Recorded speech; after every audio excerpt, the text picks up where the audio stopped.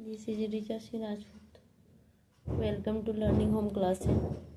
आज हम class 6 NCERT geography का चैप्टर 4 देखने वाले हैं। ठीक है, चैप्टर का नाम है मानचित्र। इंग्लिश में इसको मैप बोलते हैं। मानचित्र को नक्शा भी बोला जाता है। ठीक है, मानचित्र का इंग्लिश मैप होता है। ठीक है, इस चैप्टर में हम पहले मानचित्र, चैप्टर का नाम है तो देखते हैं कि मानचित्र कहते किसे हैं। मानचित्र क्या है यानी मैप क्या है? पृथ्वी की सतह या उसके किसी हिस्से को पैमाने के हिसाब से चपटी सतह पर खींचा गया। ठीक है, गोलाकार सतह नहीं, चपटा। ठीक है, सतह पर खींचा गया चित्र क्या कहलाता है? मानचित्र कहलाता है। क्या है डेफिनेशन मानचित्र का? पृथ्वी की सतह या उसके किसी हिस्से को पैमाने के हिसाब से, कोई ना कोई पैमाना लेंगे ना कि सेंटीमीटर में या किलोमीटर में या मीटर में दिखाने के लिए कोई पैमाना लेते हैं, उसी के हिसाब से चपटी सतह पर खींचा गया चित्र जो होता है उसे हम मानचित्र यानी मैप कहते हैं। मानचित्र को नक्शा भी कहा जाता है। आते हैं अब देख लेते हैं मानचित्र के कई टाइप होते हैं, जैसे कि चुनाव परिणाम मानचित्र। ठीक है, चुनाव परिणाम मानचित्र क्या होता है? इसमें चुनाव के परिणाम इसमें दर्शाए जाते हैं। चुनाव में जीतने वाले उम्मीदवार या पार्टी को दिखाने वाले मानचित्र को चुनाव परिणाम मानचित्र कहा जाता है।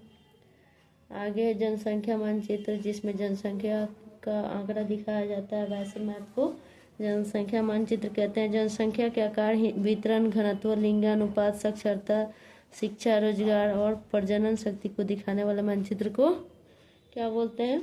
जनसंख्या मानचित्र बोलते हैं। ठीक है, बुक में हमको मिला है 3 टाइप के। ठीक है, मानचित्र का 3 टाइप है। इसमें भौतिक मानचित्र, राजनीतिक मानचित्र, थीमेटिक मानचित्र। ठीक है, अब टॉपिक थोड़ा देख लेते हैं बुक के अंदर। आप पिछले अध्याय में ग्लोब के महत्व के बारे में पढ़ चुके हैं। ठीक है, ग्लोब के बारे में हम इसके पिछले चैप्टर में, प्रीवियस चैप्टर में हमने ग्लोब के बारे में अध्ययन किया है। ठीक है, ग्लोब में अध्ययन की कुछ सीमाएं होती है कि हाँ, ग्लोब जो होता है एक फोल्ड होता है, राउंडेड ऐसा होता है, जिसमें ये पट और ये पट साइड अलग अलग होते हैं। जबकि मानचित्र में इसको पूरा फैला के अगर देखें तो एक बुक की तरह होता है, जिसका एक हिस्सा यहाँ है तो दूसरा हिस्सा बगल में दिखाएगा। और जब ग्लोब में जस्ट होता है, जैसे इसको हम फोल्ड कर दिए तो ग्लोब में एक पार्ट इधर है तो दूसरा पार्ट उसका इस साइड है। ठीक है, जैसे एशिया का पार्ट दिखाई देगा, नॉर्थ अमेरिका, साउथ अमेरिका का पार्ट दिखाई देगा, लेकिन मानचित्र में वो चीज़ें एक बुक की तरह सामने सामने बगल में ही दर्शाया जाएगा। ठीक है, मानचित्र और ग्लोब में यही डिफरेंस है। ठीक है, जब हम पूरी पृथ्वी का अध्ययन करना चाहते हैं तब ग्लोब हमारे लिए काफ़ी उपयोगी होती है। अगर सिर्फ पृथ्वी के बारे में जानना है तो वहाँ पे ग्लोब काफ़ी हेल्पफुल होता है। ग्लोब को पृथ्वी का एक मॉडल माना जाता है, इसलिए ग्लोब बहुत हेल्पफुल होता है। पृथ्वी को सिर्फ अध्ययन करना होगा तब। बात जब वो मानचित्र में क्या होता है, इसमें ये कह रहा है कि ग्लोब हमारे पृथ्वी को जानने के लिए हेल्पफुल है। ठीक है, लेकिन जब हम पृथ्वी के केवल एक भाग, जैसे कि अपने देश हो गया, राज्य हो गया, जिला हो गया, शहर हो गया, गांव हो गया, इसको जानना है तो इसको हम ग्लोब में नहीं देख पाएंगे। अच्छा, हम अपने गांव का, कोई भी है, किसी डिस्ट्रिक्ट से, किसी स्टेट से हम बिलोंग्स करते हैं, मेरे गांव का नाम है, उसको हम ग्लोब में नहीं देख पाएंगे। ग्लोब में वो चीज़ें नहीं दिखाई देगी, ये हमको मैप में दिखाई देती है। तो इसके लिए मैप हमारे लिए क्या तो उपयोगी साबित होता है। जबकि पृथ्वी को अध्ययन करना है तो उसके लिए ग्लोब उपयोगी है। तो ग्लोब और पृथ्वी में आई होप डिफरेंस समझ में आया होगा। ठीक है, तो ये हमारे लिए उतना उपयोगी साबित नहीं होता है। किसके बारे में? जैसे अपने देश हो गया, राज्य हो गया, जिला हो गया, शहर हो गया, गांव हो गया, इस बारे में अगर जानना है तो ये इसके लिए हमारे लिए ग्लोब आवश्यक उतना नहीं होगा। यहाँ पे मैप काफ़ी उपयोगी साबित होगा। लेकिन अगर पूरी पृथ्वी का अध्ययन करना है तो उसके लिए हम मानचित्र में नहीं, जबकि ग्लोब के हेल्प से उसके बारे में अध्ययन कर सकते हैं इजीली। आगे बढ़ते हैं टॉपिक में। ऐसी स्थिति में हम मानचित्रों का उपयोग करते हैं। ठीक है, जैसे अपने देश, राज्य, गांव, इस सब के बारे में जानना है तो हम मानचित्र देखते हैं। मानचित्र क्या है? पृथ्वी की सतह या इसके एक भाग का पैमाने के माध्यम से चपटी सतह पर खींचा गया चित्र मानचित्र कहलाता है। जैसा कि हमने ऊपर डेफिनेशन में लिख दिया। ठीक है, ये मानचित्र का डेफिनेशन है यही वाला। ठीक है, आगे बढ़ते हैं वीडियो में। लेकिन एक गोलाकार सतह को पूरी तरह से चपटा करना असंभव है। पूरा गोलाकार को हम लोग अच्छे से पूरा चपटा नहीं कर सकते हैं। मानचित्र क्या है? हमारी विभिन्न जरूरतों के लिए आवश्यक है। कुछ मानचित्र एक छोटे क्षेत्र को एवं कुछ तथ्यों को दर्शाते हैं। ठीक है, छोटे जो होगा वो कुछ ही तथ्य को दर्शा पाता है क्योंकि वो छोटे में है। दूसरे मानचित्र में एक बड़ी किताब की तरह तथ्य हो सकते हैं। अगर दूसरा मानचित्र जो कि उसमें बहुत बड़ी किताब के फैक्ट उसमें दर्शाए गए होंगे। जब बहुत से मानचित्रों को एक साथ रख दिया जाता है तब एक एटलस बन जाता है। यानी व्हाट इज एटलस? एटलस क्या है? तो the book of map is called Atlas. तो जब बहुत से मानचित्रों को एक साथ रख दिया जाता है यानी बहुत से मैप मिलके एक साथ क्या बनाएंगे? एटलस बनाएंगे। ठीक है, अभी हम एटलस के हेल्प से बहुत सारे चीज़ों को हम लोग देख सकते हैं। अब उसके लिए अलग अलग मैप खरीदने की जरूरत नहीं पड़ेगी, उसी में सारे चीज़ इंक्लूडेड होते हैं। इसलिए एटलस की बुक ज़्यादातर प्रोवाइड भी कराया जाता है मानचित्र को समझने के लिए। पहले तो हम मानचित्र को समझेंगे, ग्लोब को समझेंगे। ग्लोब क्या है, मानचित्र क्या है, एटलस क्या है, तीनों में डिफरेंस क्या है, आखिर किसका क्या उपयोग है, कौन सा किस लिए उपयोगी है। ठीक है, आगे हम चलते हैं। एटलस विभिन्न प्रकारों तथा अलग अलग पैमाने से खींची गई मापों पर आधारित होती है। जरूरी नहीं कि सब में एक ही पैमाना लिया हो, सब में अलग अलग पैमाना लेके उसमें क्या किया जाता है? खींचा जाता है। ठीक है, मानचित्रों से कि एक ग्लोब की अपेक्षा हमें ज़्यादा जानकारी प्राप्त होती है।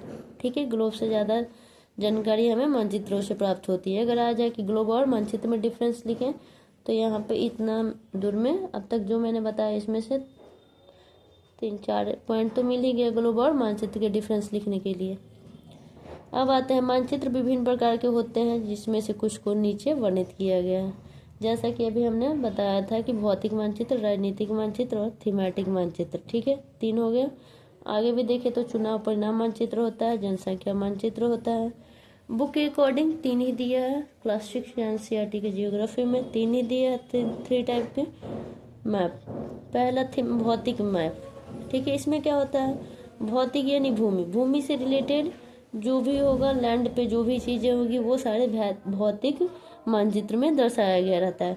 पृथ्वी की प्राकृतिक आकृतियों जैसे पर्वत हो गया, पठार हो गया, मैदान हो गया, नदी हो गया, महासागर हो गया, इस सबको कहाँ दर्शाया जाएगा? भौतिक या उच्चवच मानचित्र के अंतर्गत ये सारे चीज आएंगे क्योंकि ये भूमि पे है। पर्वत कहाँ है? आकाश में तो है नहीं, पानी में है नहीं, तो ये जमीन पे ही है, भूमि पे ही है, इसलिए इसको भौतिक मानचित्र के अंतर्गत रखा गया और इसको भौतिक मानचित्र में ही दर्शाया जाता है। ठीक है, अब आते हैं राजनीतिक मानचित्र। राज्यों, नगरों, शहरों तथा गांवों और विश्व के विभिन्न देशों और राज्यों तथा उनकी सीमाओं को दर्शाने वाले मानचित्र को राजनीति का। पॉलिटिकल मैप क्या होता है? ये हो गया हमारा फिजिकल मैप। दूसरा है पॉलिटिकल मैप। इसमें हम क्या देखते हैं? राज्य हो, कोई स्टेट हो गया, टाउन है, सिटी है, विलेज है, उसके विभिन्न देश कौन कौन है, राज्य वहाँ का है, उसकी सीमाएं उस राज्य की कहाँ तक टच करती है, उसकी बाउंड्री कहाँ तक है, ये सारे हमको पॉलिटिकल मैप में देखने को मिलता है। ठीक है, अब आते हैं अगले पेज में। थीमेटिक मैप 3rd नंबर है। बुक के अकॉर्डिंग 3 टाइप्स के मैप है। तीसरा हमारा थीमेटिक मैप है। कुछ मानचित्र विशेष जानकारियाँ प्रदान करते हैं जैसे सड़क मानचित्र, वर्षा मानचित्र, वन तथा उद्योगों आदि के वितरण दर्शाने वाला मानचित्र इत्यादि। ठीक है, जैसे कि हमारा सड़क को हो गया, वर्षा का मानचित्र हो गया, वन हो गया, उद्योग हो गया, इस सबको थीमेटिक मानचित्र में दर्शाया जाता है। इस प्रकार के मानचित्र को थीमेटिक मानचित्र कहा जाता है। ठीक है, इन मानचित्रों में दी गई सूचना के आधार पर उनका उचित नामकरण किया जाता है। मानचित्र के 3 घटक हैं। कौन कौन है? दूरी, दिशा, प्रतीक, डिस्टेंस, डायरेक्शन, सिंबल। ठीक है, मानचित्र के 3 घटक। मानचित्र कितने टाइप के हैं? तो 3 टाइप के according to class 6 NCERT geography. भौतिक मानचित्र, राजनीतिक मानचित्र यानी फिजिकल, पॉलिटिकल और थीमेटिक, 3 टाइप के मैप है। आते हैं मानचित्र के 3 घटक में। दूरी पहले है तो दूरी के बारे में जानते हैं। यहाँ दूरी का क्या पर्पस है? मानचित्र एक आरेखन होता है जो कि पूरे विश्व या उसके एक भाग को छोटा कर कागज के एक पन्ने पे दर्शाता है। मानचित्र क्या है? एक आरेखन होता है। ठीक है, जो कि पूरे विश्व या उसके एक भाग को छोटा कर कागज के एक पन्ने पर दर्शाता है, या यह कह सकते हैं कि मानचित्र छोटे पैमाने पर खींचे जाते हैं। ठीक है, अब उतना बड़ा कोई देश है तो उसके लिए उतना बड़ा पेज थोड़ी आएगा, एक कागज थोड़ी आएगा जिसपे हम लोग पूरे कॉन्टिनेंट को, एक स्टेट को, एक विलेज को हम दर्शा सकते हैं, तब उसको एक कागज़ पे दर्शाया जाता है, ठीक है। लेकिन उसके लिए एक पैमाना निर्धारित किया जाता है। ऐसे ही नहीं अब उतना बड़ा पेज आएगा कि हाँ इतना बड़ा कॉन्टिनेंट है तो उतना बड़ा पेज पे उसको दिखाया जाए, उसको एक पैमाना मान के खींच लिया जाए। सपोज डेट पैमाने का मतलब यहाँ ये हुआ कि मतलब स्केल हमारा, जैसे कि क्लास 10 में क्या करते हैं, हमारा ग्राफ नोटबुक होता है, तो ग्राफ नोटबुक में हमको ग्राफ बनाना होता है। तो सपोज डेट अगर किसी चीज़ का डेटा हमारा 100 किलोमीटर है तो हम 100 खींचते, एक कागज़ पर 100 तक खींचना, 1 से स्टार्ट करेंगे, 1 2 3 एक पैमाना लेकर 1 सेंटीमीटर 2 सेंटीमीटर, ऐसे करते अगर 100 तक जाएंगे तो इस पेज में आ नहीं पाएगा, तो उसके लिए एक पैमाना ले देते हैं। सपोज डेट 10 सेंटीमीटर, 20 30 40 50 60 70 80 90 100, तो 100 तक एक पेज पे खींचना 100 सेंटीमीटर का। अगर कोई चीज़ को डेटा को दिखाना है तो वो चीज़ पैमाना के थ्रू अगर लेते हैं, उसको एक पैमाने के माध्यम से 10 सेंटीमीटर ले लेकर 10 सेंटीमीटर इक्वल 1 सेंटीमीटर वहाँ कर सकते हैं। ऐसा नहीं कि 10 सेंटीमीटर 1 सेंटीमीटर होता है, बट हम 100 सेंटीमीटर को मेजर करने के लिए, कागज़ पे दिखाने के लिए उसको हम एक पैमाने के थ्रू माप के वहाँ पे दर्शा सकते हैं। तो ये हमारा होता है पैमाना। तो बहुत बड़ी देश है या बहुत इतना बड़ा कॉन्टिनेंट है तो उसको एक पैमाने के थ्रू कागज़ पे दर्शा सकते हैं, ना कि उतना बड़ा कागज़ लेकर, ठीक है। क्या कह रहा है लेकिन इसे इतनी सावधानी से छोटा किया जाता है ताकि स्थानों के बीच की दूरी वास्तविक रहे। अब ऐसा नहीं कि एकदम दूरी भी पता चले, जैसे कि एशिया कॉन्टिनेंट बड़ा है तो उसके लिए उस कागज़ पे मैप में थोड़ा उसके लिए बड़ा सीन दिखाया जाएगा, हमारा ऑस्ट्रेलिया छोटा है तो छोटा दिखाया जाएगा, तो उसके अकॉर्डिंग वास्तविक दूरी पता चले तो मैप में वैसा दर्शाया जाता है। ये नहीं कि छोटा करने का मतलब उसको एकदम छोटा कर दें, उसके साइज के अनुसार, आकार और प्रकार के अकॉर्डिंग उसको मैप में उसका वास्तविक दूरी पता चले वैसा दर्शाया जाता है। यह तभी संभव हो सकता है जब कागज़ पर एक छोटी दूरी स्थल की बड़ी दूरी को व्यक्त करती है। अभी हमने बोला कि 100 सेंटीमीटर को पैमाना को हमको कागज़ पे खींचना है, बट वो पॉसिबल नहीं है क्योंकि कागज़ अगर 1 सेंटीमीटर लेके चलते हैं 1 2 करके 100, तो कागज़ पे खींचना उसको पॉसिबल नहीं होगा। तो एक बड़े पैमाने को छोटे करके हम उस पर खींच सकते हैं, कागज़ पे पॉसिबल है खींचना, इसलिए इस उद्देश्य के लिए एक पैमाना चुना जाता है, ठीक है। पूछा जाए पैमाना क्या है, तो पैमाना क्या है, स्थल पर वास्तविक दूरी तथा मानचित्र पर दिखाई गई दूरी के बीच का अनुपात होता है।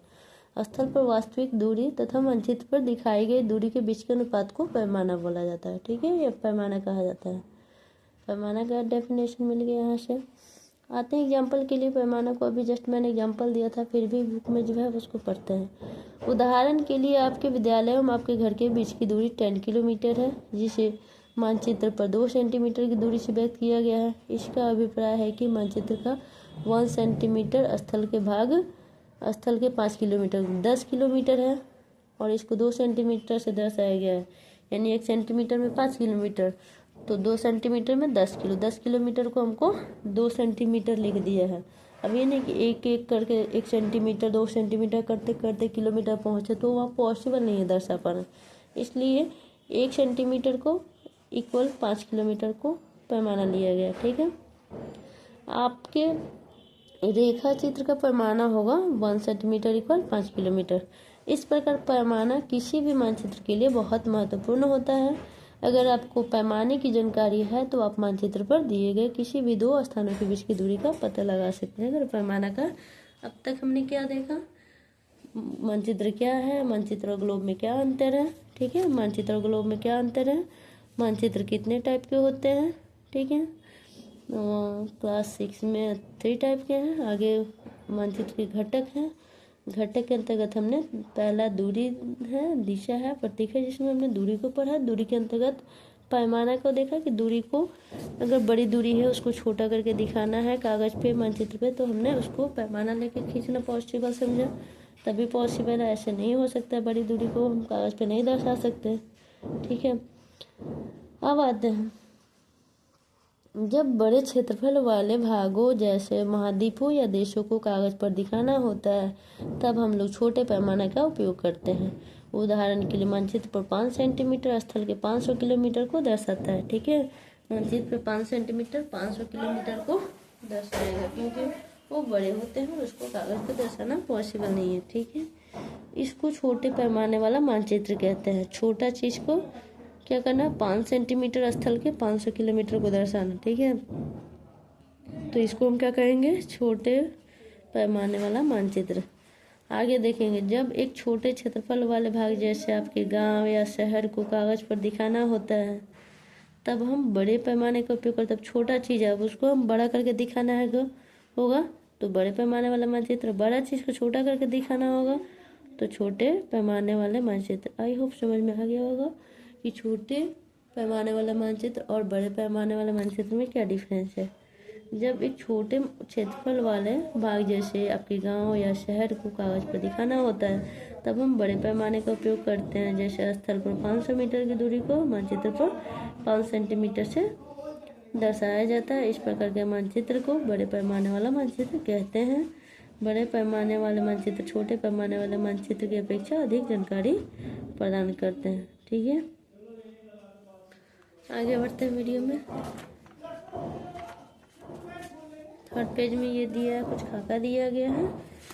यहाँ पे इसके बारे में दिया गया है कि घर इतना दूरी पे है, विकास का घर है, यहाँ शीला का घर है या करीम का घर है, ये फल उद्यान है, विद्यालय है, ये कुआं है, दुकान है, यहाँ पे क्या है, छोटा भी सामुदायिक केंद्र है, पेड़ है, खेल का मैदान है। अब यहाँ से कितनी दूरी पे कौन क्या है, एक पैमाना लिया गया है, 50, 40, 23। ठीक है, यानी यहाँ 10 का पैमाना लिया गया, 1 सेंटीमीटर इक्वल 10 मीटर। तो यही हमारा पैमाना है, पैमाना लेके दर्शाया गया है। ठीक है, अब आते हैं दूसरा घटक था मानचित्र के 3 घटक में। पहला घटक हमने डिस्टेंस देखा, डिस्टेंस के एक और अंतर्गत हमने पैमाना देखा। अब हम देखने वाले हैं दूसरा घटक उसका। ठीक है, दूसरा कंपोनेंट है हमारा दिशा। अधिकतर जन मानचित्रों में ऊपर दाहिनी तरफ तीर का निशान बना होता है। ठीक है, जैसे कि यहाँ पे दर्शाया गया है, तीर का निशान दिखे। बिना तीर के निशान को हम नहीं समझ पाएंगे कौन किस डायरेक्शन में है। ऊपर में उत्तर रहता है, नीचे में दक्षिण होता है, इधर पूरब होता है, बैक साइड में पश्चिम होता है, और इसके उत्तर और पूरब के बीच में खींचा गया उत्तर पूरब, पूरब और दक्षिण के बीच में खींचा गया दक्षिण पूरब, पश्चिम और दक्षिण के बीच में खींचा गया दक्षिण पश्चिम में खींचा गया दक्षिण पश्चिम, उत्तर और पूरब पश्चिम के बीच में खींचा गया उत्तर पश्चिम। ये हमारे डायरेक्शन को दिखाता है। ठीक है, कह रहा अधिकतर मानचित्रों में ऊपर दाहिनी तरफ तीर का निशान बना होता है, जिसके ऊपर अक्षर ऊ लिखा है, वो मीन्स उत्तर। यह तीर का निशान उत्तर दिशा को दर्शाता है, इसे उत्तर रेखा कहा जाता है। ऊपर वाला हमारा नॉर्थ डायरेक्शन में, ऊपर मानचित्र में ऊपर नॉर्थ होता है, रियल में ऊपर की तरफ हमारा नॉर्थ नहीं है। हर जगह से अलग अलग डायरेक्शन में हम अपने धरती पे देख सकते हैं। यहाँ मानचित्र की बात हो रही है और बुक में दिखाना होगा तो हम डायरेक्शन में उत्तर दिशा को ऊपर की तरफ और दक्षिण यानी साउथ को नीचे की तरफ दर्शाएंगे। जब आप उत्तर के बारे में जानते हैं तब दूसरी दिशाओं जैसे पूर्व पश्चिम तथा दक्षिण के बारे में पता लगा सकते हैं। चित्र 4.2 में 4 मुख्य दिशाओं उत्तर दक्षिण पूर्व एवं पश्चिम को दिखाए गए। वे प्रधान दिग्बिंदु कहे जाते हैं।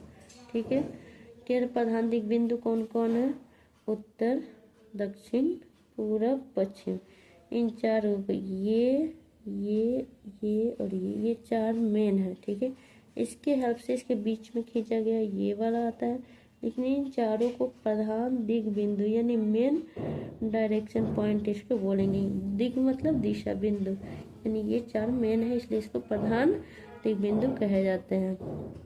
बीच की 4 दिशा जैसे उत्तर पूर्व, ये रहा बीच का उत्तर पूर्व, दक्षिण पश्चिम और उत्तर पूर्व उत्तर पश्चिम। ठीक है, ये सारे जो है इसी प्रधान दिग बिंदु के हेल्प से खींचे गए हैं। ठीक है, तो कह रहे हैं इन बीच वाली दिशाओं की मदद से किसी भी स्थान की सही स्थिति का पता लगाया जा सकता है। कोई चीज़ मान लो सपोज डेट हमारा यहाँ पे है तो उसको हम क्या बोलेंगे, उत्तर वाला तो हमें है ही, प्लस पूरब वाला डायरेक्शन की तरफ है तो बोल देंगे कि हाँ ये चीज़ उत्तर पूर्व में है, ना कि एग्जैक्ट हम उत्तर या पूर्व नहीं कह सकते, उत्तर पूर्व बोल सकते हैं। ठीक है, आगे हमारा चित्र 4.1 से निम्नलिखित दिशाओं का पता लगाया। जो ये दिया है इसके बारे में कह रहे हैं किस डायरेक्शन में। ठीक है, चित्र 4.1 ये रहा। अब आते हैं हम दिक्सूच दिक् सूचक की सहायता से किसी स्थान की दिशा का पता लगा सकते हैं। ठीक है, दिशा होना काफ़ी ज़रूरी है किसी स्थान का पता लगाने के लिए। डायरेक्शन काफ़ी इम्पोर्टेंट रोल प्ले करता है। यह एक यंत्र है जिसकी सहायता से मुख्य दिशाओं का पता लगाया जाता है। ठीक है, इसकी चुंबकीय सुई की दिशा हमेशा उत्तर दक्षिण दिशा में होती है। ठीक है, दिक्सूचक की जो चुंबकीय सुई की दिशा होती है वो हमेशा उत्तर दक्षिण दिशा में होती है और इससे हम मुख्य दिशाओं का पता लगा सकते हैं। तीसरा हमारा घटक क्या था मानचित्र के? प्रतीक, यानी इंग्लिश में सिंबल। पहला था दूरी, दूसरा था दिशा, तीसरा हम पढ़ने वाले हैं प्रतीक। यह किसी भी मानचित्र का तीसरा प्रमुख घटक है। ठीक है, किसी भी मानचित्र पर वास्तविक आकार प्रकार में विभिन्न आकृतियां जैसे भवनों, सड़कों, पुलों, वृक्षों, रेलों की पटरियों या कुओं को दिखाना संभव नहीं है। मानचित्र में ये चीज़ कहाँ दिखाया जाता है कि ये पेड़ यहाँ पे है, वो पेड़ यहाँ पे, किसी का भवन, ये सब चीज़ वहाँ पे पॉसिबल नहीं है मानचित्र में दिखाना। इसलिए इसके लिए हम क्या करते हैं, कोई ना कोई कोडिंग या कुछ सिंबल दिया जाता है, कोई अक्षर से या किसी सिंबल की सहायता से उसको दर्शाया जाता है। इसलिए वे निश्चित अक्षरों, छायाओं, रंगों, चित्रों तथा रेखाओं का उपयोग करके दर्शाया जाता है। जैसे कि मान लेते हैं कि हमको वाटर को दर्शाना, तो वाटर को हम मैप में नहीं दिखा सकते हैं पानी वाला भाग को, इसलिए उसको ब्लू कलर में दर्शाया गया रहता है। ठीक है, नीला कलर में। ये प्रतीक कम स्थान में अधिक जानकारी प्रदान करते हैं। ठीक है, अब उसके लिए जरूरी नहीं कि अब वाटर को दर्शाना, वाटर वाला पार्ट को तो पूरा वाटर बना के देखा, उसको एक सिंबल के थ्रू यानी प्रतीक के थ्रू, कलर के थ्रू दिखा सकते हैं।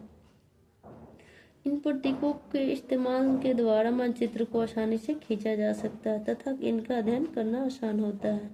अगर आप एक क्षेत्र की भाषा को नहीं जानते हैं तथा आप किसी से दिशाओं के बारे में नहीं पूछ सकते हैं, तब आप इन चिन्हों की सहायता से के द्वारा मानचित्र की से जानकारी प्राप्त कर सकते हैं। ये सिंबल है, ये काफ़ी हेल्पफुल होता है। रेलवे लाइन, बड़ी line, metre line, railway station. ये रहा हमारा बड़ी लाइन का सिंबल, ये रहा मीटर लाइन का सिंबल, ये रहा रेलवे स्टेशन का सिंबल। ठीक, ये हम देखे सिंबल से पता कर सकते हैं कि ये क्या चीज़ है, इसको सिंबल के थ्रू दर्शा सकते हैं। अब इतना बड़ा रेलवे लाइन बनाना है तो रेलवे लाइन का वहाँ पे फिगर ड्रॉ नहीं करके दिखा सकता मानचित्र में, इसलिए इसको सिंबल के थ्रू सिंबलाइज करके बताया गया है। ठीक है, सड़कें, पक्की सड़कें होती है, कच्ची सड़कें होती है, तो ये हमारा पक्की सड़क हुआ, ये कच्ची सड़क का सिंबल है।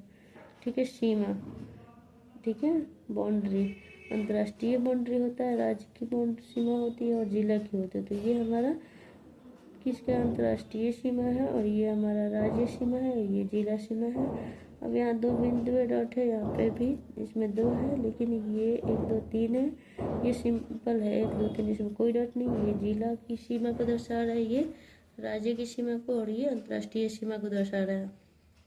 आते हैं इसमें नदी, कुआं, तालाब, नहर, पुल। ये नदी का सिंबल है, ये कुआं का है, ये तालाब का है, ये नहर का है, ये पुल का है। तो सिंबल से हम इस चीज़ को आइडेंटिफाई कर सकते हैं, क्योंकि वहाँ पुल बना के नहीं दिखाएगा कागज़ पे, नहर ने बना के नहीं दिखाएगा, सिंबल से हम पहचान सकते हैं उसको इजीली। मंदिर, गिरजाघर, मस्जिद, छतरी, ये मंदिर का सिंबल है, ये गिरजाघर का। अगर आसपास में हम गुजर रहे हैं, मंदिर है, तो मंदिर का फोटो बना के दिखाएगा तभी पता चलेगा, उसके सिंबल को हम लोग देखते हैं। ये गिरजाघर का सिंबल हुआ, प्लस जैसे मस्जिद का सिंबल हुआ यहाँ पे निकला हुआ, ठीक है, और ये छतरी का सिंबल है। ठीक है, आते हैं पोस्ट ऑफिस, पोस्ट एवं टेलीग्राफ ऑफिस, पुलिस स्टेशन। ये हमारा पीओ से पोस्ट ऑफिस को दर्शाया गया है, जैसे कि इस फोटो में लिख दिया गया है, यानी यहाँ पे पोस्ट ऑफिस है। ठीक है, तो पोस्ट ऑफिस को कैसे दर्शाया गया है, पीओ से। पोस्ट एवं टेलीग्राफ ऑफिस को पीटीओ से, टी से टेलीग्राम है, ओ से ऑफिस है, पी से पोस्ट है। पुलिस स्टेशन को पीएस, पी से पुलिस, एस से स्टेशन, पीएस यानी पुलिस स्टेशन। ये सारे सिंबल के थ्रू दर्शाए गए हैं। आते हैं आगे, बस्ती और कब्रिस्तान। तो बस्ती के लिए ये चीज़ है और कब्रिस्तान के लिए ये सिंबल है। कभी कभी हमने ज़्यादातर सिंबल को दिमाग में उसको सेव रखना पड़ता है। पेड़ और घास, तो ये पेड़ का सिंबल है और ये घास का सिंबल है। तो सिंबल भी काफ़ी इम्पोर्टेंट है इसके लिए, हमारे मानचित्र के लिए। तो एक चीज़ हो गया प्रतीक, दूसरा था हमारा दिशा, तीसरा था दूरी। ये तीनों चीज़ काफ़ी इम्पोर्टेंट है, इसलिए ये तीनों क्या है, मानचित्र के घटक हैं। ठीक है, अब आगे है, इन प्रतीकों के उपयोग के संबंध में एक अंतर्राष्ट्रीय सहमति है। ठीक है, आते हैं मानचित्र के अन्य घटक भी हैं। क्या क्या है इसके अलावा? दिशा, दूरी और प्रतीक के अलावा भी है पारंपरिक संकेत होता है, ग्रिड प्रणाली होता है, प्रक्षेपण होता है, संकेतिका होता है, हवाओं का प्रतीक, परामर्श स्रोत होता है, कार्डिनल पॉइंट जिसको किंवदंती भी बोलते हैं, दिशा निर्धारण भी बोलते हैं, वहीं जिसको हम लोग अभी बताए थे ये वाला फिगर में, ये वाला। ठीक है, इसमें 4 दिशाएं, उत्तर, दक्षिण, पूरब, पश्चिम, उत्तर पूर्व। ठीक है, दक्षिण पश्चिम, दक्षिण पूर्व, दक्षिण पूर्व, दक्षिण पश्चिम, उत्तर पश्चिम को दर्शाया गया। इसको हम लोग कोऑर्डिनल पॉइंट या क्या बोलते हैं, किंवदंती या दिशा निर्धारण बोल सकते हैं। ये सारे जो होते हैं, दिशा तो है ये इम्पोर्टेंट किसके लिए, मानचित्र के तीनों घटक में शामिल होता है। आते हैं इन प्रतीकों के उपयोग, यहाँ पे इन प्रतीकों के उपयोग के संबंध में एक अंतर्राष्ट्रीय सहमति है। ये रूढ़ प्रतीक कहे जाते हैं। ठीक है, आगे है, कुछ रूढ़ प्रतीक चित्र 4.3 में दर्शाए गए हैं। ठीक है, विभिन्न रंगों का उपयोग भी इसे उद्देश्य किया जाता है। उदाहरण के लिए सामान्यतः नीले रंग का इस्तेमाल जलाशय, अब यहाँ पे नीला रंग है, यहाँ है, तो ये जल वाला पार्ट होगा। ठीक है, जलाशय के लिए नीले रंग का, भूरा रंग पर्वतों के लिए, ब्राउन कलर जहाँ दिख रहा होगा वो सारे क्या होंगे, हमारे पर्वत होंगे। आगे क्या है, पीला रंग पठार के लिए दर्शाया गया है। ठीक है, 4.3 में देखते हैं। ठीक है,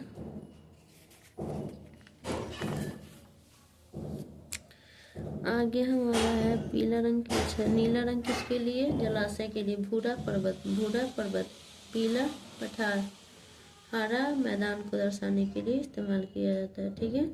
ठीक है, और इसी को हम क्या बोलते हैं, रूढ़ प्रतीक बोलते हैं। ठीक है, इन प्रतीकों के उपयोग के संबंध में एक अंतर्राष्ट्रीय सहमति है, यानी सभी लोग इसी को समझ पाए, इसलिए अंतर्राष्ट्रीय सहमति से इसको माना गया है, जिसको रूढ़ प्रतीक कहा जाता है। जैसे कि अभी हमने बोला कि जलाशय को दर्शाने के लिए नीला रंग और भूरा रंग पर्वत के लिए, पीला रंग पठार के लिए, हरा रंग मैदानों को दर्शाने के लिए किया जाता है। ठीक है, कलर का भी यहाँ पे कलर के थ्रू दिखाया जाता है। आते हैं रेखा चित्र क्या है, रेखा चित्र एक आरेखन है। ठीक है, जो पैमाने पर आधारित न होकर याददाश्त और स्थानीय परीक्षण पर आधारित होता है। कभी कभी किसी क्षेत्र के एक कच्चे आरेखन की आवश्यकता, वहाँ आरेखन, ठीक है, एक डायग्राम खींचा जाता है, कच्चा डायग्राम। ठीक है, वहाँ के एक स्थान को दूसरे स्थान के सापेक्ष दिखाने के लिए होती है। ठीक है, मान लीजिए कि आप अपने मित्र के घर जाना चाहते हैं, लेकिन आपको रास्ते की जानकारी नहीं है। आपका मित्र अपने घर के रास्ते को बताने के लिए कच्चा आरेखन बना सकता है। ठीक है, घर इस डायरेक्शन में जाके ऐसे मुड़ना है, ऐसे मुड़ना है, इसके बगल में ये है, तो एक आरेखन बना के बता सकता है, अगर हम अपने घर का डायरेक्शन बताना है तो। इस प्रकार कच्चे आरेख को बिना पैमाने की सहायता से खींचा जाता है। अब इसके लिए 10 सेंटीमीटर या 1 सेंटीमीटर इक्वल 5 किलोमीटर ऐसा नहीं लिया जाता है। इसको हम खींच के ऐसे, यहाँ से ऐसे मुड़ना है, ऐसे मुड़ना है, लेफ्ट जाना है, राइट जाना है। किसी से पूछते हैं ना कि ये जगह कहाँ है, सपोज डेट हम पूछेंगे नोएडा सेक्टर 15 किधर जाना है, तो बताया करो यहाँ से लेफ्ट जाना है, वहाँ से राइट मुड़ना है, वहाँ से ऑटो ले लेना, ऐसे करके लोग बताते हैं। तो वो हमारा क्या हो जाएगा, आरेखन हो जाएगा। ठीक है, इसे रेखा चित्र मानचित्र कहते हैं। ठीक है, रेखा चित्र मानचित्र जो आरेखन के द्वारा दर्शाया जाता है वो रेखा चित्र मानचित्र होता है। इसके लिए रेखा चित्र मानचित्र के लिए किसी पैमाने की नीड नहीं होती है। ठीक है, आगे बढ़ते हैं वीडियो में। खाका क्या होता है, एक छोटे क्षेत्र का बड़े पैमाने पर खींचा गया रेखा चित्र खाका कहा जाता है। एक छोटा क्षेत्र है, उसको बड़ा पैमाने पर उसका रेखा चित्र खींचा जा रहा है, उसी को हम खाका कहते हैं। एक बड़े पैमाने वाले मानचित्र से हमें बहुत सी जानकारियाँ प्राप्त होती है, लेकिन कुछ ऐसी चीज़ें होती हैं जिन्हें हम कभी कभी जानना चाहते हैं, जैसे किसी कमरे की लंबाई एवं चौड़ाई, जिसे मानचित्र में नहीं दिखाया जा सकता। उस समय हम लोग बड़े पैमाने वाला एक रेखा चित्र खींच सकते हैं, जिसे खाका कहा जाता है। आई होप खाका का डेफिनेशन, रेखा चित्र का रूढ़ प्रतीक, बाकी जो सिंबल है उसको दिशा, दूरी मानचित्र, मानचित्र के टाइप, यही हम क्लास 6 के चैप्टर 4 ज्योग्राफी एनसीईआरटी में हमने इतना ही टॉपिक देखा। इसके अलावा भी एक्स्ट्रा जो चीज़ें मैंने यहाँ पे मेंशन कर दिया है। आई होप आप लोग को ये वीडियो समझ आया होगा। आगे वीडियो में आगे बढ़ने से पहले ये कहना चाहते हैं, इसका सॉल्यूशन भी देख लेते हैं। क्वेश्चन का सॉल्यूशन इस चैप्टर का जो भी क्वेश्चन है। पहला क्वेश्चन है, मानचित्र के 3 घटक कौन कौन है। पहला 3 घटक है दिशा, दूरी, प्रतीक। दूरी, दिशा, प्रतीक, डिस्टेंस, डायरेक्शन और सिंबल। दूसरा क्वेश्चन कह रहा है, प्रधान दिक बिंदु कौन कौन है। दिक बिंदु यानी दिशा पॉइंट कौन कौन है हमारा, डायरेक्शन पॉइंट। प्रधान कह रहा है, सभी नहीं कह रहा, प्रधान यानी 4 ही होगा प्रधान में। तो प्रधान दिक बिंदु 4 होते हैं, पूर्व, पश्चिम, उत्तर, दक्षिण, या उत्तर, दक्षिण, पूर्व, पश्चिम। ठीक है। थर्ड नंबर क्वेश्चन क्या है हमारा, मानचित्र के पैमाने से आप क्या समझते हैं। तो पैमाना क्या है, वास्तविक दूरी तथा मानचित्र पर दिखाई गई क्या है हमारा, ठीक है, स्थल पर। ठीक है, स्थल पे ही हम दिखा पाएंगे ना इसको, पैमाने को। वास्तविक दूरी तथा मानचित्र पर दिखाई गई दूरी के बीच के अनुपात को हम पैमाना कहते हैं। एग्जाम्पल में मैंने अभी चैप्टर में बताया इसका। ग्लोब की अपेक्षा मानचित्र अधिक सहायक क्यों होते हैं, यहाँ पे इसका आंसर है। ठीक है, 4 नंबर का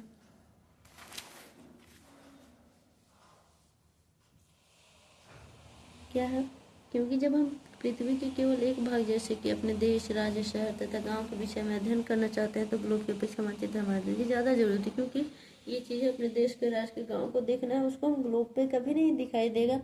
ठीक है, इसलिए ये चीज़ें क्या होती है, इसके लिए हमारा मानचित्र काफ़ी हेल्पफुल होता है, जिस वजह से ये ग्लोब जो होती की अपेक्षा मानचित्र अधिक सहायक होता है। आई होप ये क्वेश्चन समझ में आए होंगे। 1 2 3 4। 5th नंबर पे आता है, मानचित्र एवं खाका के बीच अंतर बताएं। अभी हमने चैप्टर में बताया मानचित्र क्या है, खाका क्या है। खाका में क्या है, एक छोटे क्षेत्र का पैमाना लिया जाता है। ठीक है, और इसमें मानचित्र में क्या है, बड़े के लिए एक छोटा पैमाना लिया जाता है। यहाँ पे इसका आंसर है, मानचित्र और खाका में अंतर क्या है। आंसर है, यह पृथ्वी की सतह है, इसके एक भाग का पैमाने के माध्यम से चपटी सतह पर खींचा गया चित्र है। इधर है खाका, यह एक छोटे क्षेत्र का बड़े पैमाने पर खींचा गया रेखा चित्र है। दूसरा इसका है, दूसरा पॉइंट, मानचित्रों से बहुत ज़्यादा जानकारी प्राप्त होती है, खाका पर भी जानकारी मिलती है जिन्हें हम कभी कभी जानना चाहते हैं। ठीक है, उसको हम लोग खाका बना के देख सकते हैं, खाका पे जान सकते हैं। 3rd नंबर पॉइंट है इसके लिए, खाका और मानचित्र के डिफरेंस के लिए। इसमें मानचित्र के अंतर्गत देखते हैं, इसमें रूढ़ प्रतीकों का प्रयोग किया जाता है। अभी था ना, जैसे जलाशय को दर्शाने के लिए नीला रंग और पर्वतों के लिए भूरा रंग और घास के मैदान के लिए हरा रंग। ये रहा हमारा रूढ़ प्रतीक। नीले रंग का इस्तेमाल जलाशय के लिए, भूरा रंग पर्वत के लिए, पीला रंग पठार के लिए, हरा रंग मैदानों को दर्शाने के लिए। तो इसमें रूढ़ प्रतीक का प्रयोग किया था, इसी सबको रूढ़ प्रतीक बोला जाता है। जबकि इसमें जो खाका में जो होता है लंबाई चौड़ाई का प्रयोग किया जाता है, ना कि रूढ़ प्रतीक का। आई होप क्वेश्चन समझ में यहाँ तक आया होगा। 5 क्वेश्चन हो गया। ठीक है, आते हैं क्वेश्चन नंबर 6 पे। कौन सा मानचित्र विस्तृत जानकारी प्रदान करता है। तो बड़े पैमाने वाला जो मानचित्र होता है वो बहुत ज़्यादा विस्तृत यानी डेप्थ जानकारी हमको देता है। ठीक है, डिटेल्स इंफॉर्मेशन देता है। आते हैं क्वेश्चन नंबर 7। प्रतीक किस प्रकार मानचित्रों के अध्ययन में सहायक होते हैं। प्रतीक इसलिए, प्रतीक यानी सिंबल।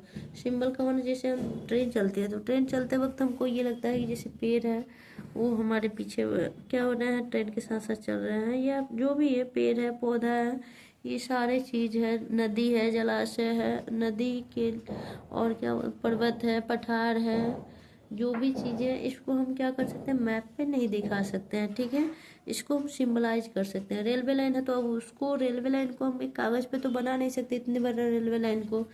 अगर हमको कोई बस्ती बनाना है या कोई पेड़ पौधा उद्यान दिखाना है तो उसको हम एक पेज पे एक मानचित्र में उतना बड़ा उसका ड्राइंग करके दिखा नहीं सकते। इस वजह से उसको एक सिंबल के थ्रू दर्शा सकते हैं और हम पता चलेंगे कि ये चीज़ का सिंबल है, जैसे कि यहाँ पे है।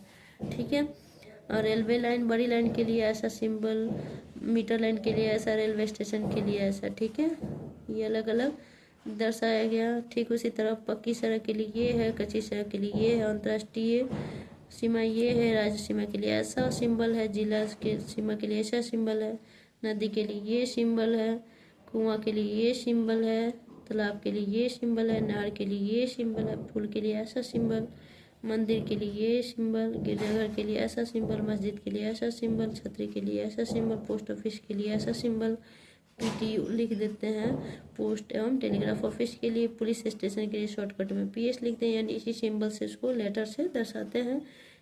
बस्ती के लिए, ये कब्रिस्तान के लिए, ये पेड़ के लिए, ये घास के लिए, ये सारे चीज़ हम इस चीज़ को मैप पे यानी नक्शा यानी मानचित्र पे इसको बनाना पॉसिबल नहीं, इसलिए इसको हम सिंबलाइज कर देते हैं, सिंबल के थ्रू दर्शा सकते हैं।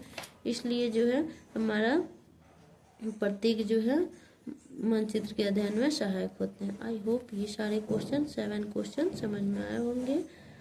वीडियो पसंद आया तो लाइक एंड सब्सक्राइब जरूर करें, कमेंट में बताएं अगर क्या इसमें क्वेश्चन में क्या समझ नहीं आया।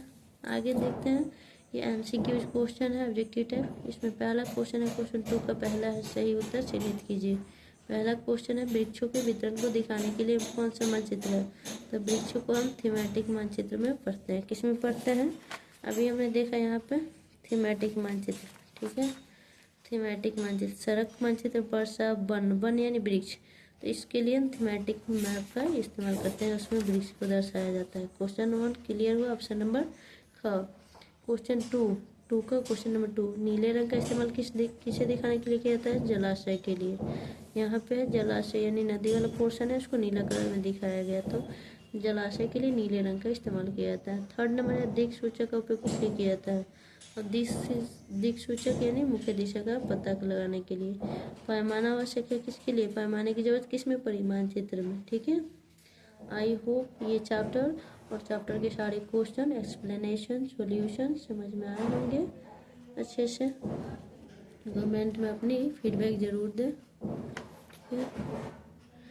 इसी के साथ चैप्टर 4 कंप्लीट हुआ। एक वीडियो में पूरा चैप्टर 4 कंप्लीट हुआ, क्लास 6 का geography chapter 4 NCERT। Next chapter next video में मिलेगा।